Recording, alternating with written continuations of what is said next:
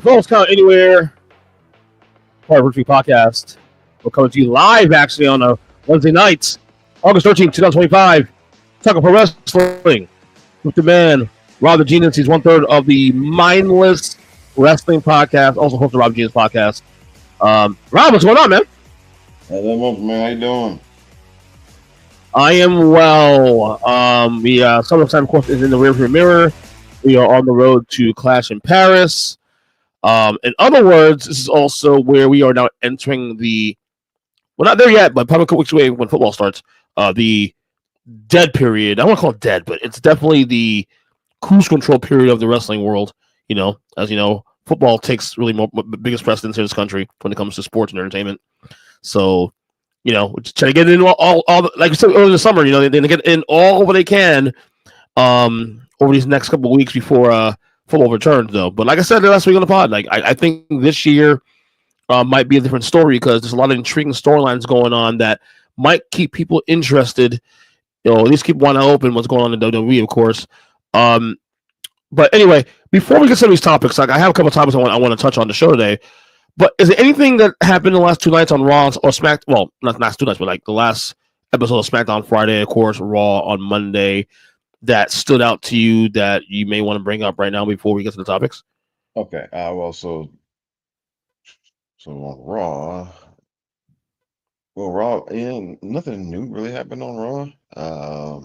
You had the proposed tag match between LA Knight and Cena, and not Cena on CM Punk, and that whole back and forth against. So that led to a four-way getting announced for Clash in Paris. So it's going to be Rollins versus Punk, LA Knight, and Jey Uso. Yeah, and so I think I'm not sure what direction they're going to go in as far as the War Games, but I think the team it's going to be like some combination of Seth's trio they called the Vision, and then probably the MFTs. So those guys, it's going to be some combination of them against Roman, Jimmy, Jay, and the part with Roman is open ended because he can get involved in either of these feuds with the Bloodline and Chicken Pot 2, or the stuff with Seth and Punk. So it can go Roman's open ended. Yeah, so it's going to be some combination of all those groups. I think as far as the War Games is going to turn out to be. Yeah, and also it looks like Asuka and Kyrie may be turning on EO sometime soon. They become a tag team, mean? Yeah, because they've been getting kind of impatient with her wanting to do things herself, and so I think that's something maybe coming. And then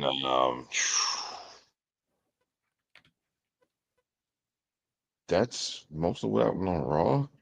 Yeah. And SmackDown, Drew McIntyre took out Cody at the end of the show, so they're definitely heading towards having some match with each other. Yeah, Cody's on cruise control for this next couple months now, obviously. Yeah, I think so. Because and then they kept going with the Charlotte Alexa thing, and then Charlotte and Chelsea Green had a fun little match, and Chelsea Green got her face shoved into a cake. Chelsea Green is probably, honestly, she's certainly, in my opinion, the best utility worker on the female side. And I can argue, even if you compare to the male side, she is what she is what reminds me of why I love sports entertainment. She is what sports entertainment should be. You know what I'm saying? Yeah. And she's fantastic. I love her. I absolutely love Chelsea Green. She's so great. I hope that WWE never cuts her, and hope she just keeps doing this thing through and through. She's very reminiscent of the Miz, where she will show up anywhere. She's not afraid. She's not afraid to get her face shoved. Yes. What'd you say? I agree with you 100%.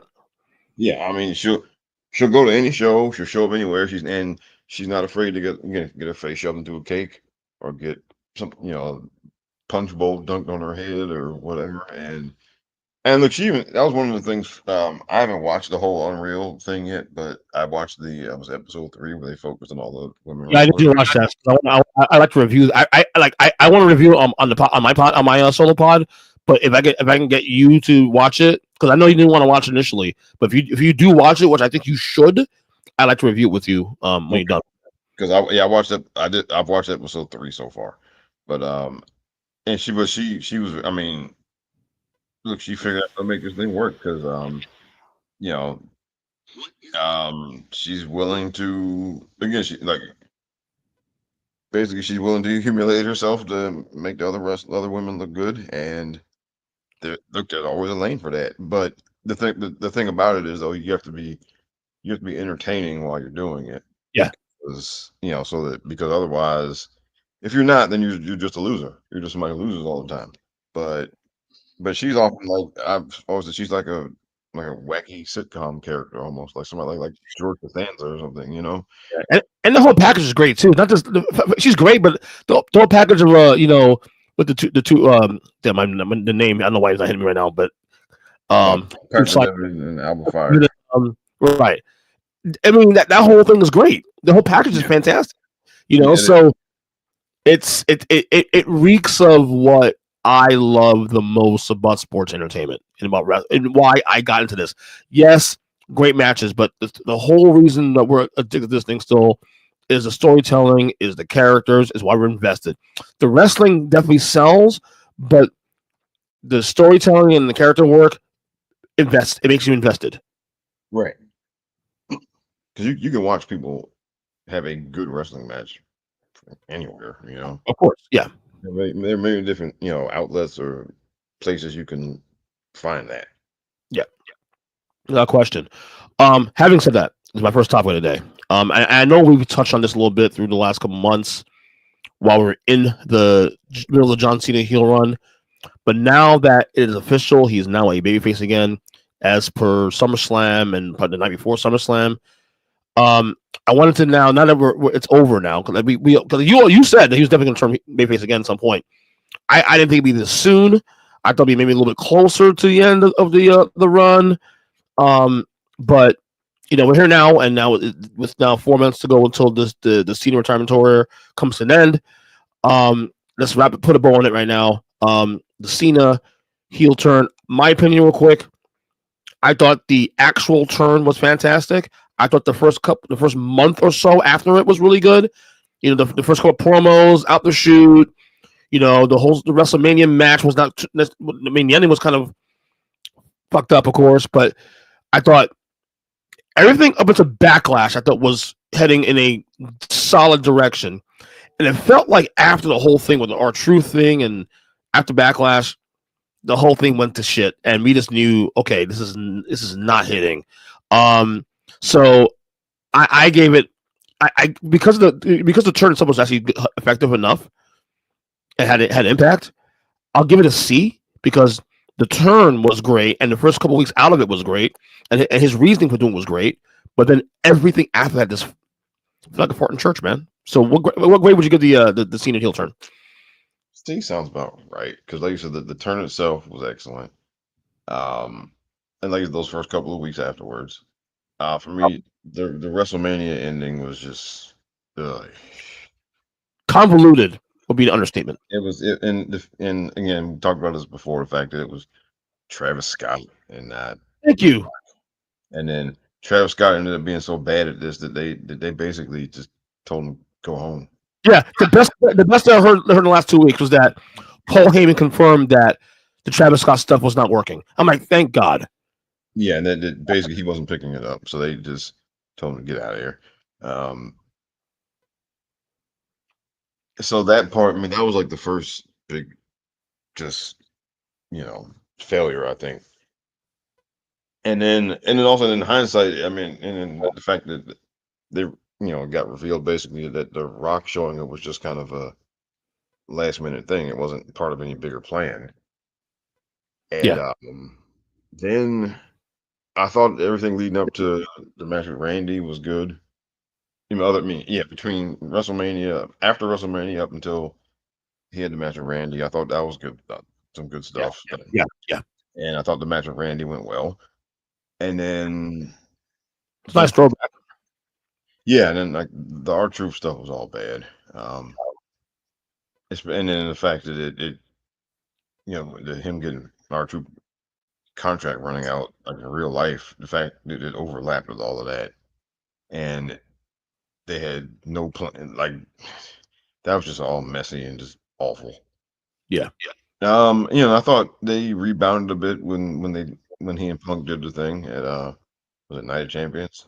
Yeah. So I thought that was a nice rebound there, and That felt like to be honest with you, that felt like a last gasp though. Like that match, that build, felt like a last yeah, gasp. and then after that it went back to crap again, and then just the fact that the way they turned him back was just like It was so sudden. Like there was no like reasoning. There's nothing. It just kind of like this. Okay, well, can you remember how some of that old booking back in the day where Vince will like he'll like book a feud, and then with no rhyme or reason, about 6 months later, the people they're feuding with are like best friends again. And but there was no bridge to get there. It just kind of happened. Like you're supposed to forget about it, and then like all of a sudden out of nowhere, said two guys, whatever, end up becoming like friends again. Everything was fine. yeah, You know what I'm saying that was like old Vince booking. Like he like he wants you to forget that. By the way, that happened. But in fact, well, we can't forget it because it did happen, and we watched it. We watched it, and we watched pay-per-views and whatever to and payoffs. I mean, that's what it felt like. Like at least the one thing I will give you with booking and wrestling, not just today, but in the last 25 years, is that come hell or high water, even if they want to put something to end, there's an end point. There's actually a something written in the story where it comes to an end or it bridges that way. With this, it didn't feel that way. He just all of a sudden out of nowhere turned babyface again. yeah. And now look, and I think they did. It seems to me like okay. I think they had a hard end in mind that at SummerSlam that was going to be the end of it, and they were going to go back to him being babyface. Mhm. But it seems like they didn't have any plan, like how to do it. I think the plan was, and based on what we saw for the first like couple months, let's just go have throwbacks and nostalgia. Let's throw the Punks, let's throw the Ortons, let's throw all, and they're still doing it with Brock. But the story really here with Cena that should have been told was, you guys for 20 something years didn't respect me. You guys, the fans, can stick it. Basically, taking the clue from Hogan, for example. Yeah, And unlike Hogan, like yeah, Hogan got a little bit of they had a rough period in WCW before he turned heel. But John Cena's, I could argue, was even more harsh because there were years upon years he was still getting booed. You know, even 2016 till the end of his run, his full time run.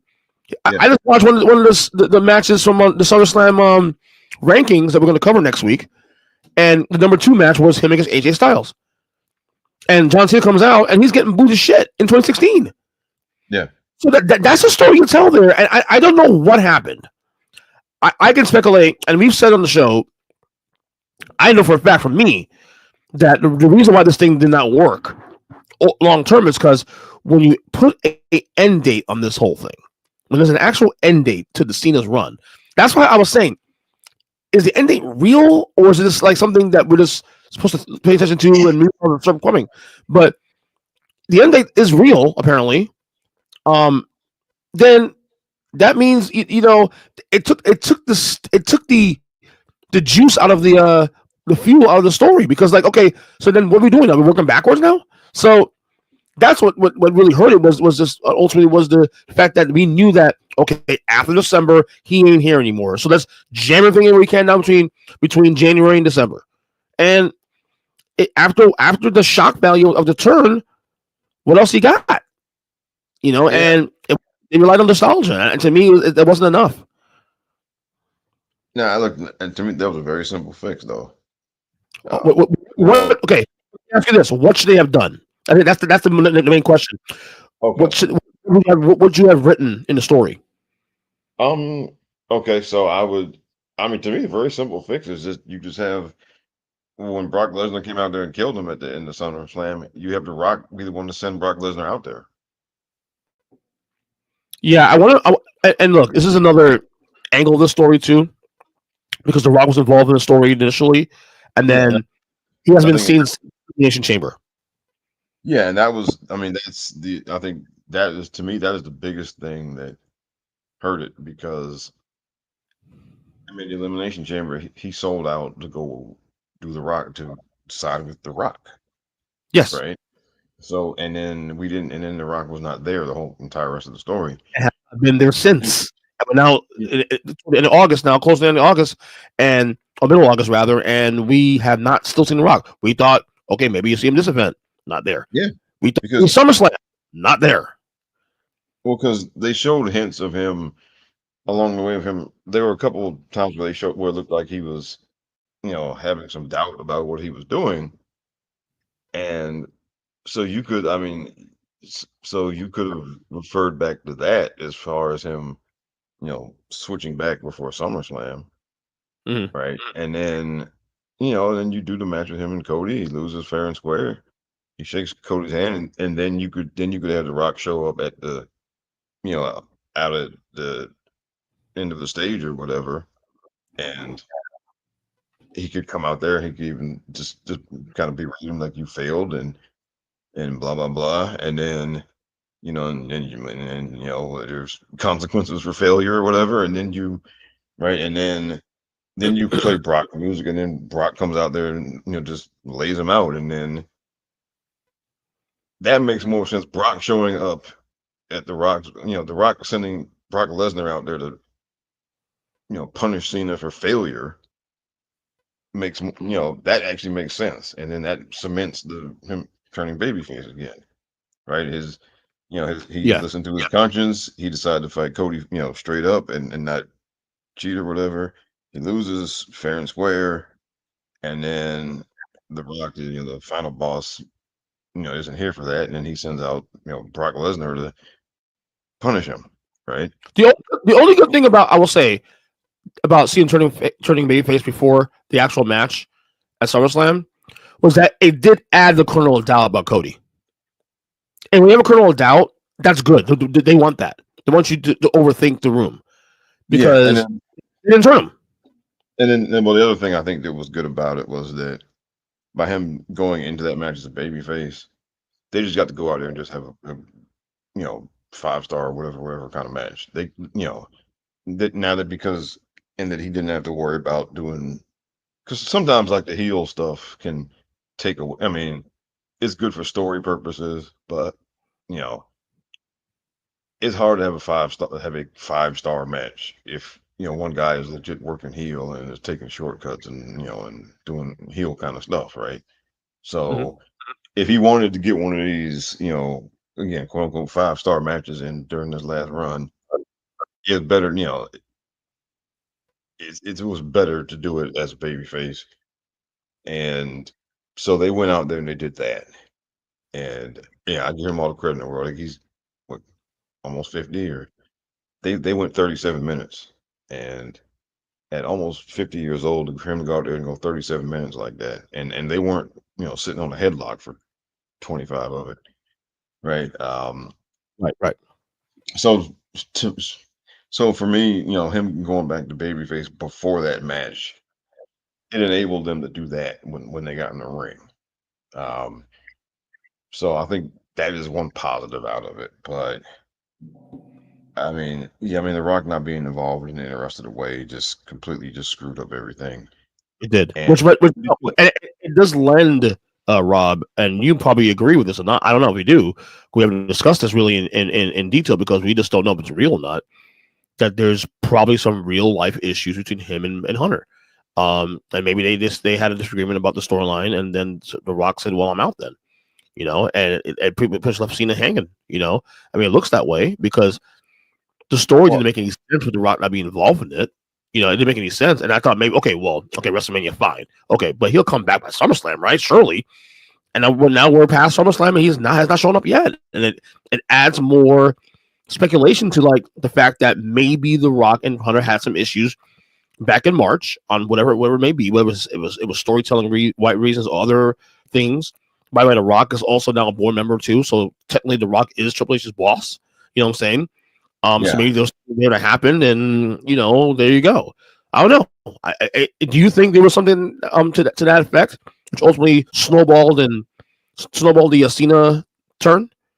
Well, I think okay. Well, it sounded like just from what The Rock said after WrestleMania and all that, it sounded like he wasn't originally going to be involved at all, and then they kind of called him in last minute to do the elimination chamber thing, and they didn't really. So, and then they didn't really have any plans after that, By And the way, I know you mentioned. I know we mentioned Unreal.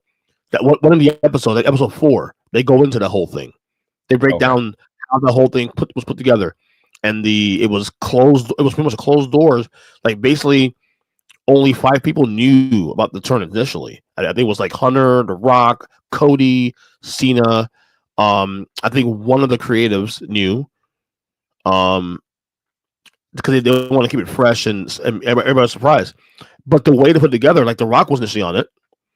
I think Bruce Pritchard's the one that actually mentioned through the idea of him turning him heel, and then Triple H goes into the story of how like he called Cena with the idea after all the writers agreed to the idea, and Cena was kind of like interesting, and in the way he brought in the conversation was really well explained how they did that. Like I said, I really want to review the show with you after you watch it. I'm almost done. I'm on the last episode though, but yeah, I think a lot of outside forces in addition to the outside forces could be argued was what put this thing on ice quicker than it probably should have because you know the story does not make any sense at that point. If Cena's turning because of The Rock and what The Rock's influence, and then The Rock doesn't show up anymore, okay, then what story are we telling at this point now? Like, yeah, Cena has issue with the WWE universe and the years they've not appreciated him, but I mean, beyond that though, I mean, what else do you have? And and also like he had issue with he always just pushed through it before, like that's right. like something like there has to be some catalyst to make him just change his mind and decide to not put up with it anymore. Yeah, because And he was getting cheered because it didn't make any sense because when he went away and he came back, I think started coming back every year, couple months to every year, he was getting cheered. He had gotten the results he wanted. I think people started appreciating him after you know WrestleMania 36, whatever. When he did the match against Bray Wyatt. Not the actual match, but the on screen match. yeah, Um, but he's gotten cheered. He's gotten cheered ever since. So he got the appreciation he wanted. So even that didn't make any sense. Even though he had a yeah. point saying they were 5 years too late to tell that story.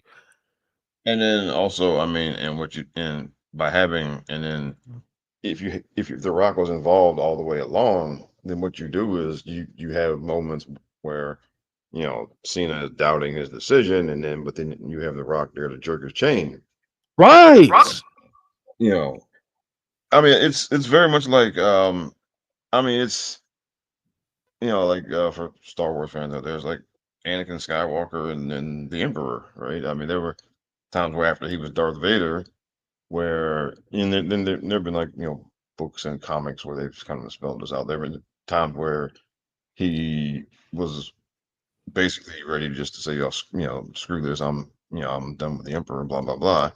And Right. the Emperor will always get wind of it and yank his chain and make him fall back in line, right? And I mean, if and that should have happened a few times along the way, and then and then and then you have Cena finally just say, you know what, enough of this. This isn't who I am. Blah blah blah. And then you could have ended it with and again, since they brought Brock Lesnar back, all you had to do was have Brock Lesnar be sent out there to punish Cena for failing and for giving back into his conscience, and you just have The Rock send Brock Lesnar out there to annihilate him, and and then you get to the next part of the story with Cena being babyface again, now having to deal with Brock Lesnar, right? Right. That would have see all of that. To me, that would have made the story work. That have made it,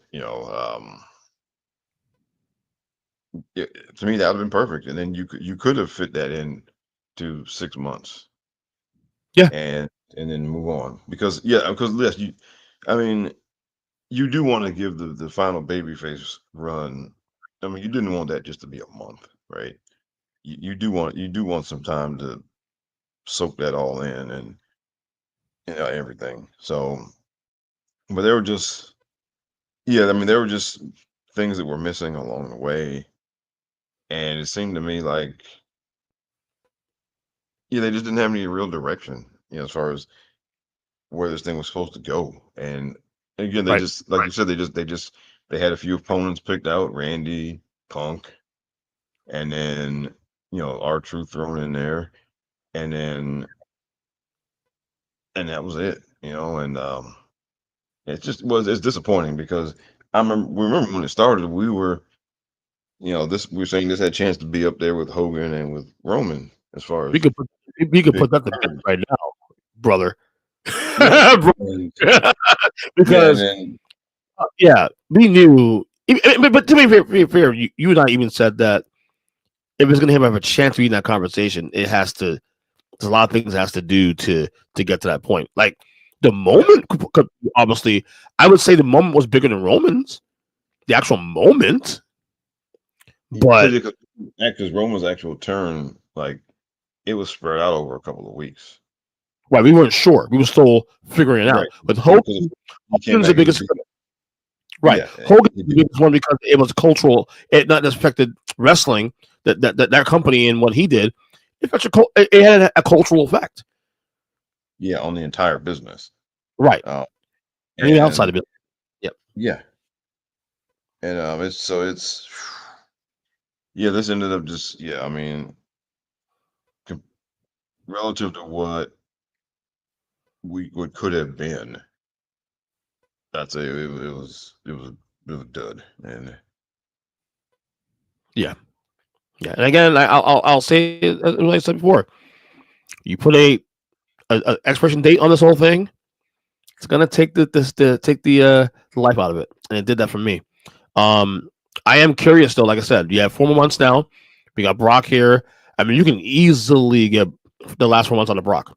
I mean, it's coming full circle, obviously, because Brock Lesnar and him started OVW, and they've had a rivalry, and yeah, we're 10 plus years removed from the Suplex City SummerSlam match, which we discussed on here before, between him and Lesnar, doing Lesnar's fantastic title run in 2014-15. So we'll see where this goes, man. But like I said, it gets a C only because the actual turn was effective. Once we got a month into it, 2 months into it, it just died. And that's it. yeah, because it turned into just basically Cena throwing like a 6 month tantrum, basically, Yeah. Yeah. and Absolutely. it just I mean, Yeah. yeah, All right. So next topic here, what I want to touch with you is another. I have a list of things called "What If," and I have a bunch of like scenarios. What if this and that? So this "What If" for this episode was actually inspired by something I listened to last week on the internet. It was from the Grill and JR podcast by Jim Ross, and they would talk about the episode was about Hulk Hogan's passing, and they went to the whole like hour and a half, 2 hours of a retrospect about Hogan, and they brought up on the show WrestleMania 18, and obviously WrestleMania 18 was The Rock and Hogan and that whole classic, and we know obviously one of the greatest moments in not just WrestleMania history but pro wrestling history, and the topic was broached about Stone Cold Steve Austin, and as to why that wasn't the match as opposed to The Rock against Hogan. Why wasn't Austin against Hogan? Now, back in the day, before I had a better understanding of the business and in real time, I always thought, why wasn't it Austin? Austin's the number one guy. Even in 2002, he was the number one guy. Why wasn't Austin against Hogan? And to me, even though Hogan and Rock was fantastic, even in the moment I saw it was fantastic, it always right in my head, like, why didn't Hogan and Austin do this match? JR, I wish I had the audio on this one, but JR basically said Austin didn't want to do it. He thought it was a bad fit. They thought their styles would clash, And I always thought that was weird. That was a weird assumption by Austin. But in hindsight, I kind of agree with him. I think we got the better match. I think if I don't think Austin Hogan has the same effect as Rock and Hogan do. Um, but having said that, Rob, the topic here is what if Vince did pull the trigger and make it Hogan Austin at 18? Do we, in your opinion, have the same impact 23 years later? I don't. No, I think what we got was for the better. Um, and because like Austin's demeanor as a character was not one to be, looking for the approval of the fans. Yeah. And whereas The Rock absolutely was, because he was always calling out to the millions and millions of The Rock's fans and all that kind of stuff. So it doesn't hit the same if Austin comes out there and people boo him and they cheer Hogan. It doesn't quite hit the same, right? Because again, part of Rock's whole his whole aura, his persona, and everything was reaching out to all of those people, and they all hang on his every word, and all that kind of stuff. And so that atmosphere, it doesn't hit the same because if they booed Austin, he just went out and you know it wouldn't have rattled him or whatever, right? As a character. Whereas them booing The Rock and cheering Hogan, right? That added to the mystique of that whole match. And then You actually made a great point there. Go ahead and finish. I'm gonna piggyback what you just said. because what people love about that match in hindsight was that reaction, the fact that even though he was Hollywood Hogan, for the WWE fans, he was back home, right? And that was something he never had in WCW because I've mentioned before that it'd been like if the Commanders Mm-hmm. had and Troy Aikman to play quarterback, you accept it, but you don't like it, right? And that's kind of what he was in WCW. Is like Right. diehard WCW fans, they knew why they brought him in, but they really didn't like it, right? Because he was the symbol of the enemy, right? But to the WWE fans, their hero was coming back home, and they were not going to boo that man that night, right? They were not because this was something that they thought that they maybe would never get to see again, and they Yeah. got to see their big hero come back home, and they just were not going to boo him. And at WrestleMania and in Toronto, where he and the Warrior had the match at WrestleMania 6, and they thought they were never going to get to see that again, and they got to see it, so they were not going to boo him that night. Right. And not only that, Austin is virtually the one guy in pro wrestling history that's untouchable. There's no way you get that same response. Like we can boo The Rock, even if he's a babyface, for one night because it's The Rock. Because The Rock has been a heel before. It makes sense. And The Rock can pull it off. Austin, while not a actual babyface in terms of the character, he was so well liked. It was an authentic character people love. Not because he was a good guy, a bad guy, because he was real.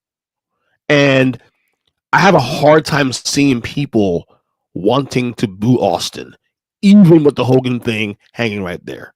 It wouldn't have made any sense. It would have looked awkward.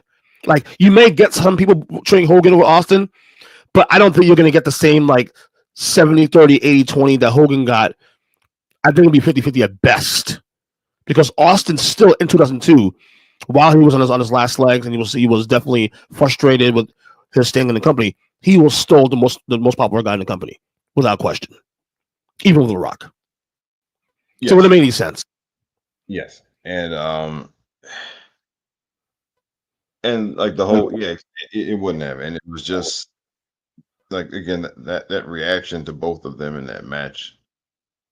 Because I mean, if you're one of those, if you're going to do the whole thing where you count how many moves people do and all of that, I mean, it was as a pure work rate match. It was fine, but the atmosphere and the energy, and and then them switching up how they were working, because that's the other thing. I mean, they flipped their working styles on the fly because of the crowd reaction, Yep.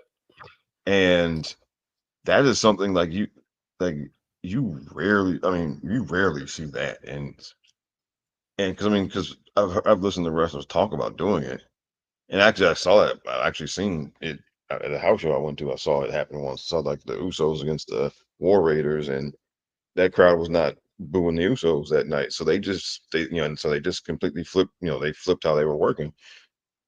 But this wasn't at some house show. This was at WrestleMania, Yeah. and for them to have to, I mean, they did that on the fly at WrestleMania. Right. It was not scripted. It was not planned. And for them to do that, on that stage in that atmosphere, I mean, that's a testament to how good both of those guys were as workers. The great pros, man. I mean, Yeah, and I look like 20 years ago. I could understand why Hogan and Austin could have worked, and maybe it would have had. Maybe the match would be decent. Maybe we're being a little too, critical, and maybe it would be a good match. But it would have nowhere near the same impact that Rock Austin has to this day. also, I mean, Rock and Hogan, their styles, like, Austin was just would come in there and just go 90 miles an hour, just punching and kicking away at you. Yeah, The way Hogan and Rock worked with the pauses to let the crowd breathe, and to take in the crowd. I mean, because they both worked that way, where you do something and then you pause and you let the crowd react, and you let the kind of the wave wash over you, and then you go to the next thing, right? That exactly. Austin didn't work that way. Austin was just all gas. To quote Jacob Fatu, all gas and no brakes, Yes, he and was. it didn't lend itself. So that was that wouldn't have lent itself to that type of atmosphere. Like they would have just done the match, and but the way the Rock and Hogan work, where again you do stuff and then you stop and you let the crowd react, and then you listen to the crowd and then you do the next thing, right? That lent that lent itself to that atmosphere, and and then that just added to everything, right? So I think what we got was for the better. I don't think. I mean, yeah, I mean, and at that point, Hogan, keeping up with some type of rapid fire offense like Austin did, it probably wouldn't have been great, you know. No, Um, no, not at all. so yeah, I think what we got was for the better. Um, yeah, now that Austin, I think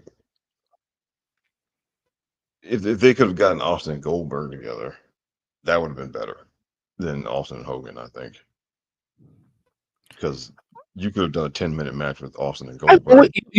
I ran my head and really tried to see that Goldberg Austin thing. I just don't know if that will work. And not even because of Austin, it's Goldberg. Well, because I mean, it's. I think it would have worked better because Austin could have hit the ring and went after him and does his punching and stomping and all of that for a few minutes, and See, it then would have been better than what you said. Than um Hogan Austin, which yeah, I actually might agree with you on that. because I mean, Austin could have gone into his routine, and then you do that for a few minutes, and then Goldberg, of course, after a few minutes of taking it, he shrugs it off and and fires up, and all of that. I mean, you would have 2000, got but Rob, 2002 is so weird though because like your two top guys really technically are still Rock and Austin, but yeah, not really at the top of the card when it came to the title. Because at that point, Triple H was a champion at that time, I think, right? Him and Jericho going at it for the title that yeah, night. Austin and Rock were not bound for the title. I mean, Rock will get the title back that summer and then lose it to Brock Lesnar in yeah, SummerSlam. But Austin would never see the title again. yeah. Austin was not. after 2001, Austin was never a champion again. Yeah, and it's so I don't know if they were like actively trying to move on or if they just kind of run out of ideas. It would seem like a little bit of both. Like, it seemed like yeah, it just seemed like a little bit of both. Like, because Austin's physical health was just deteriorating, Yeah, and you just didn't know how long you were going to have him. And then Rock was very serious about doing the movie thing, and you didn't know how long you were going to have him either, right? Or how often, how frequently you would have him. So I mean, so on the one hand, so it made sense for them to start thinking about moving forward, and then at the same time, it also felt like they kind of ran out of ideas. Um, so it seemed like a little bit of both, and they just didn't really have anything figured out for either of them. right. Like I feel like The Rock got backed into Hogan, not backed in, but I felt like because remember everything happened kind of so swiftly early that year, where like some of those WCW guys ended up a year after the initial you know you know company going under or being bought rather by Vince, and some of those guys who were sitting out on the contracts end up coming in out of nowhere, and then like let's try this idea and let's throw Rock and Hogan. So Rock got the benefit of doing that. Austin got Scott Hall, which obviously that match was not, I thought it was okay, but their hearts were not into it. Hall was having issues, obviously outside the ring. It's one of those things where like people say, like I said, if you asked me in 2002, we should have got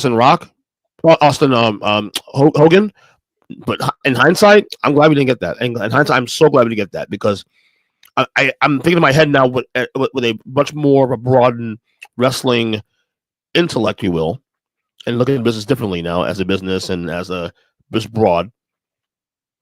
Chemistry wise, all Hogan and Rock was much better chemistry than Austin Rock. And remember, they wrestled again a year later, and Rock was the actual heel, and it was still a good match.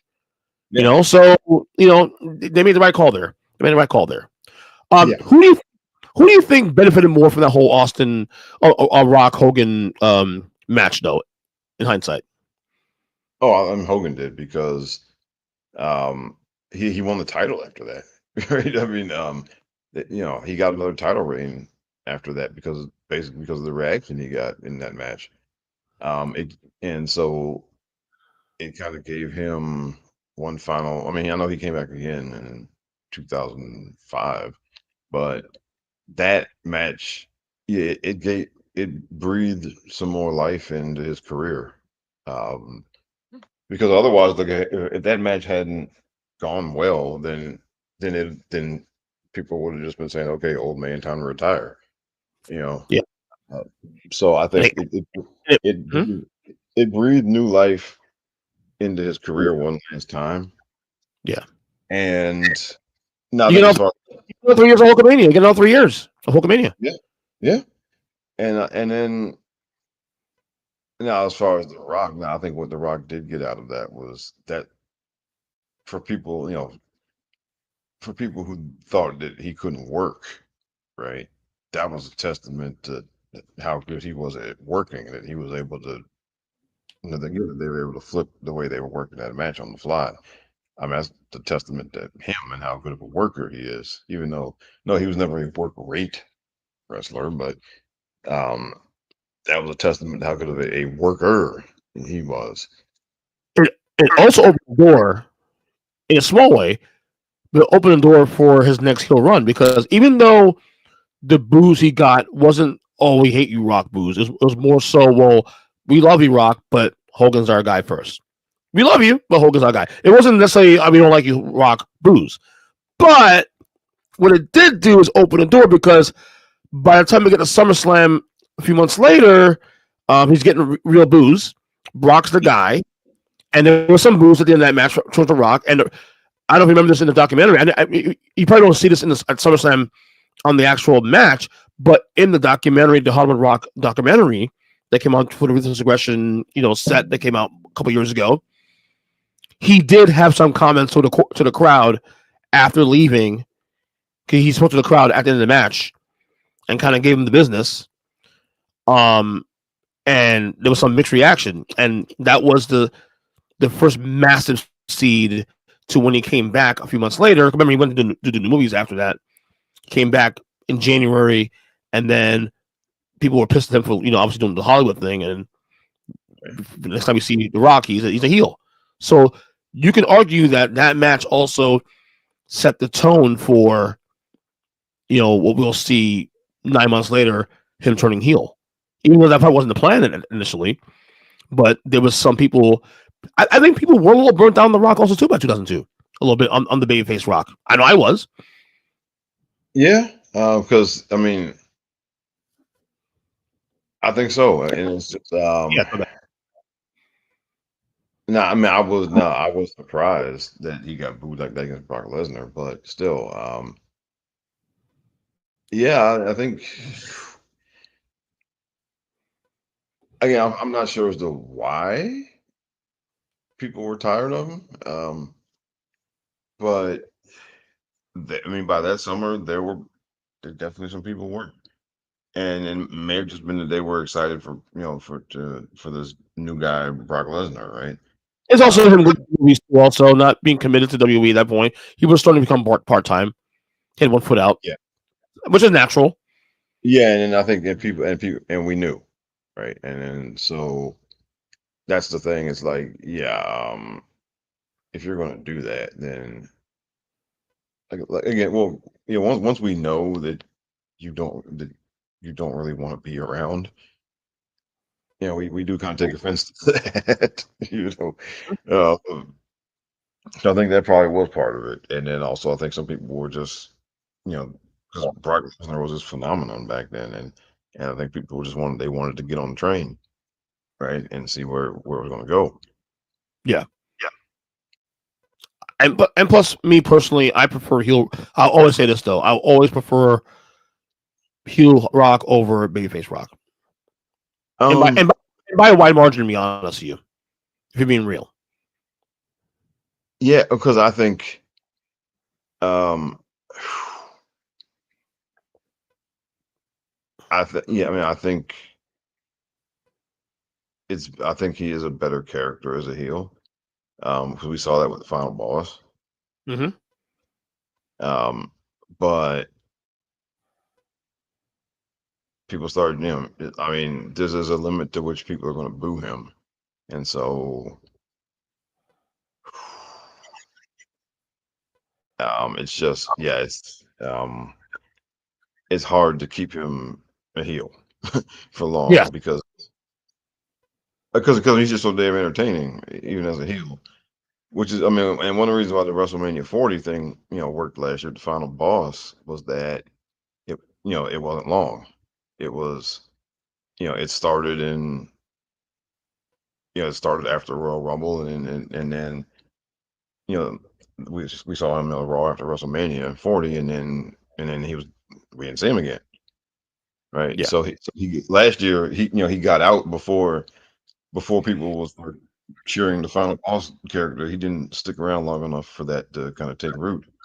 So, but I think he is better as a heel, yes.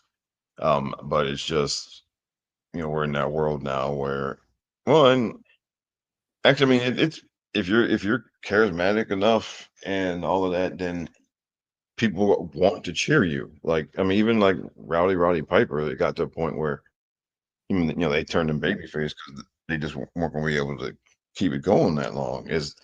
I mean, even though, and look, he was, and Piper did all types of line stepping, line crossing things as a heel to get booed, and but I think they knew even then, even with that, it was going to be, they weren't going to be able to keep it up forever. right. Yeah, yeah. Like I said, I think in hindsight, they did the right thing. Yeah, Um, Austin and Hogan would not have worked. I don't think Austin would have worked in any form. To be honest with you, let's be real. yeah, There's just that. All right, before we get out of here, we know we love doing anniversaries in the podcast. Have been all just one. Um, Albeit wasn't a great period of the WWE, but no, this year is the 30th anniversary of SummerSlam 1995, which I don't think I've ever seen actually, other than maybe one match. 95 SummerSlam, which took place on August 27th, 1995, in Pittsburgh, Pennsylvania, at the Civic Arena. The attendance was 18,062. The buy rate 205,000. The tagline, Rob, was "Face the Heat." Here are some of the matches that took place. There was 9 matches here. We had Hakushi defeat the 1-2-3 Kid. First of all, did you watch the show? Actually, I did because one of the at our Share Shot Radio Network, one of the podcasts that is part of that is called the Big Five, and it's Yeah. yeah. Yeah, so I was on it. I was on the episode where we talked about this show. Did you watch the entire show with them? I didn't watch every minute of every match, but I watched all of the big important matches, and I did kind of watch some stuff on fast forward. But this was not a great show. You watched in real time, did you? Oh no, in real time. No, I did not. Not in real. No, not as it happened. Like you were. I was out also. Out. And then I saw the case at back at Blockbuster Video. I would see the case sitting there on the shelf, and and then even though I wasn't an active fan at the time, I was I was interested in just seeing what was going on every now and then. And I saw that case on the shelf at Blockbuster, and every time I looked at it, on the front was Diesel and Mabel, and I was just like, Speaking of so we had so Hakushi defeated 1-2-3 Kid. We had Hunter Hearst Helmsley defeat Bob Holly. We had the Smoking Guns of Billy and Bart defeat the Blues Brothers of Jacob and Eli in a tag match. We had a singles match where Barry Horowitz defeated Skip with Sonny. We had Bertha Faye with Hardy Whitman in her corner defeat Alundra Blaze for the WWE Women's Championship. The Undertaker with Paul Bearer defeated Kama with Ted DiBiase in his corner. Kama, of course, is as you know, the Godfather and all that stuff. Bret Hart defeats Isaac Yankem, DDS, by disqualification. So Bret Hart, your top guy, is now, although Diesel was a champion, but Bret Hart was arguably still the best person, best on the roster, is now fighting mid-carders now. And you wonder why this era sucks. Shawn Michaels, IC champion, defeated Razor Ramon in their second ladder match for the IC title. And then Diesel, the main event, Diesel, as you mentioned, defeated King Mabel with Sir Mo for the WWE Championship. Good Lord, Rob, the drizzling shits. Good Lord. And again, this could have been fixed a little bit. Bret Hart being the mid card, not good. He's on the top of the card. Sorry. Yeah. But again, this is where Vince desperately wants to try new things, and Diesel had the look. Let's try it. He gave it a shot. It didn't work. Yeah.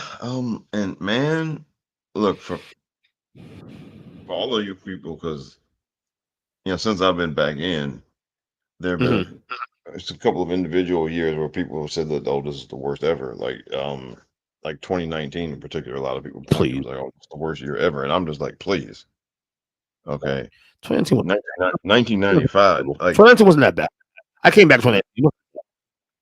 Yeah, it's just 1995 may have been the worst year across the board, because you had this type of dreck being served up in WWE, but then over in WCW, that was when that's when the Hogan stuff was at its most self-indulgent in 1995 over in WCW. Oh God, it was the worst. It's borderline unwatchable. Like, I watched some of the stuff. I know you and I are going to plan on doing a watch along on the retro podcast some point September, the 30th anniversary of the first episode of Nitro. Yeah, I'm going to do it, but it's going to be tough. I ain't gonna lie. Like you're in the Dungeon of Doom and the whole monster truck thing with Hogan. I had the stuff that I honestly, the best stuff going in '95 for me was actually the Ric Flair, Randy Savage stuff. Yes, that was actually, that was. But Man, I mean, it was yeah, that was just a bad year for pro wrestling in 1995. All around. Um, and that was at a point where you didn't like there were only two really existing companies at that point, and there was Yeah, nowhere else to go. and If ECW by far, and distant third. ECW was much lower on the radar back then. Yeah. It had not, turned into the thing that that we all know and love now. Um, Hmm. so that was very low on the radar. You only had two real companies still going. Um, so there was nowhere else to look. If you were a wrestling fan and you just wanted to find something good, there was nowhere else to look other than those two places, and they were both bad. Yeah. So I don't want to hear, anytime anybody says, you know, WWE's bad right now or whatever, I just laugh at them because 1995 happened, folks. And Exactly. Exactly. Um, another factoid here. This SummerSlam was the last WWE pay per view before the Monday Night War era, which would begin actually a week later, through 2001, to which WWE Raw and WCW Nitro competed for ratings in the weekly Monday night time slot, which is now widely seen as the golden age of pro wrestling. So we're now entering the Monday night era because Nitro, like I said, the Nitro we just mentioned, will air a week later. So yeah, this is a very it's the dark days, but this is the beginning of the end of the dark days because by '96, I think WWE '96 is actually a tons better. Very under. I would say '96 is actually one of the most underrated years if I really make a case for that. I think you and I have discussed that a couple of years ago on the podcast, saying that there were some good things happening, but it was the first sign of life. Even though WCW had the big jolt with NWO eventually, I thought WWE was actually starting to really start to get its shit together. And then by the time we get to '97 and the Attitude Era comes around, we're off to the races. yeah, so because it's just well, the problem is like people remember '96 just because that's when the NWO started, and that's all Right. people that's all people remember from 1996 is that's when the Yeah. NWO started, Right. and period in the story. Um, but yeah, '95 was just yeah, 95 was just an awful year, you Yeah. I know. mean, to me, the only positive, to me, the only positive in '95 is Shawn Michaels. Is seeing Shawn Michaels become the guy. We say the growth, like because Bret Hart isn't used correctly. Diesel's the guy, but not. I mean, Diesel didn't do anything. I would argue one of the worst world title reigns in history of the company. I love Kevin Nash, but this is my opinion. That run was not good. It was just in shits. Um, there isn't much to pluck out of there that's positive, really. You Yeah, know, other than a couple of matches here and there, but that's about it. But as a totality, and as you mentioned, it wasn't just WWE. It was wrestling as a whole. '95 was the drizzling shits. So they have it there. So yeah. So like I said, '95 SummerSlam. You know, not the most watchable one. I may go watch this. I may go and watch this. Maybe tonight. Just watch Matches. This for celebrate 30 years. But I mean, like I said, it's one of those things. This is one of those events that I guess every time I hear 2019 worst time ever, I laugh at you in your face. And I yeah. say 95 is far worse. So anyway, Rob, good job as always on the pod. Anything to plug? Yeah. So as always, every week you can hear me on the Mindless Wrestling Podcast with DJ and Jason. And every couple of weeks, you can hear me on my own place, the Rob Genius podcast. And Where's the next one? uh, good question. I've recorded a couple of things, but I haven't put it all together yet. Um, and well, now this weekend, actually, this weekend I'm going to be going to TNA is coming to Baltimore, which is Really? not far from where I live. So I Mm, am Friday and Saturday. I'm going to take in some TNA action here. all right. Not bad. All right.